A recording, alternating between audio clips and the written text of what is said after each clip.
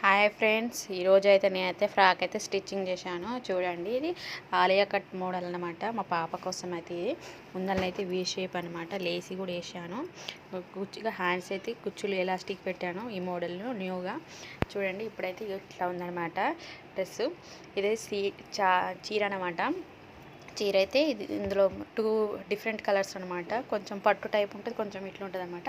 Cut చేసి నేనైతే 7 cut తీసేసిన అనమాట. ఇప్పుడు నాకు మా పాప కోసం అయితే ఇద్దరికి స్టిచ్ చేసిన. నేను కూడా స్టిచ్ చేసుకున్నాను అనమాట. చూడండి, అది మా పాపదైతే ఇది నాదనమాట. నేనైతే లేసి వేసుకోలేదు. నేను ఓన్లీ వీ షేప్ అయితే పెట్టాను. నేను కూడా సేమ్ ఎలాస్టిక్ పెట్టుకున్నాను. ఇట్లా నా దానికైతే కుచ్చులు తక్కువ వచ్చినాయి, మా పాపకైతే బాగానే వచ్చినాయి. చూడండి, ఇద్దరివి అనమాట. చూడండి, ఇది మా పాపది. మా పాపకైతే లేసేసాను. నేనైతే ఏమి వేసుకోలేదు. అదే వీ షేప్, వెనకంగా రౌండ్ నెక్ అనమాట. చూడండి, నేనే స్టిచ్ చేశాను.